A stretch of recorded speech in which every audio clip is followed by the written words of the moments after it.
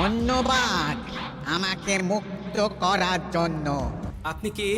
আমি যক্ষ। আমাকে এই ধন সম্পত্তি পাহারা দেওয়ার জন্য এক ডাকাত দলের সর্দার যক্ষ করে রেখেছিল। আমি 100 বছর ধরে এইখানে যক্ষ হয়ে আছি। আমি তোমার জন্য মুক্ত হলাম গোপাল। এই সম্পত্তি তোমার গোপাল। সম্পত্তি নিয়ে আমি কি করব? আমি এই সব সম্পত্তি মহারাজকে দান করলাম। রাজ্যের অনেক কাজ হবে এতে। তুমি ধন্য গোপাল, তুমি ধন্য। এবার আমার যাবার সময় এসেছে, আমাকে যেতে হবে। যাবার আগে এই পাথরগুলোকে মানুষ করে যান। এরা সব লোভী। আমি আমার সীমিত ক্ষমতায় এই গুপ্তধনের ধাঁধাকে এখানে যারাই ভ্রমণ করতে আসে তাদের হাতে তুলে দিই, কিন্তু কেউ এই ধাঁধার সমাধান করতে পারে না। সবার মনে লোভ কাজ করে। এই লোভ এদেরকে পাথর করে রেখেছে। পাথর হলো কি করে? একটা মানুষ এসে বুক ভরা লোভ নিয়ে আধা পুরো না জেনে পাথরে হাত দিলেই সে পাথর হয়ে যাবে। আমাদের খুব ভুল হয়েছে। আর লোভ করবো না। আমাদের বাঁচাও। আমাকে মুক্ত করে দিন।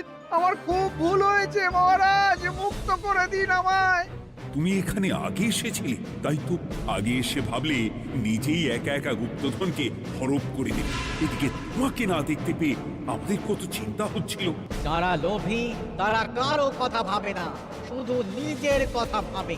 আমাকে আর একটা সুযোগ দিন, আমি আর লোভ করব না মহারাজ। ও, তোমার কথার কোনো দামই নেই। না মহারাজ, আমাকে আর একটা সুযোগ দিয়ে দেখুন। আমি আর লোভ করব না, আমাকে মানুষ করুন মহারাজ। আমাদের সবাইকে মানুষ করুন। দয়া করে মানুষ করুন। যক্ষরাজ, এদের আপনি ক্ষমা করে দিন। ঠিক আছে, তোমাদের আবার মানুষ করে দিচ্ছি। আহ আহ বাঁচলাম।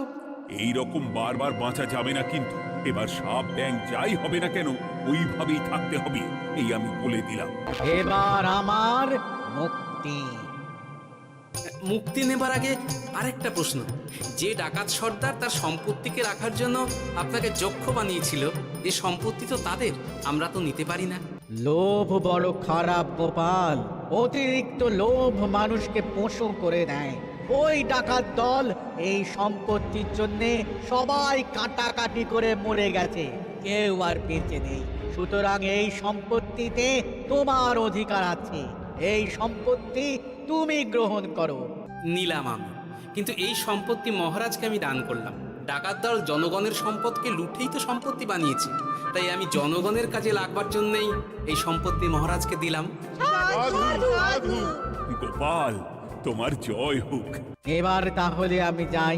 তোমরা সবাই সুখে থেকো আর ভালো থেকো।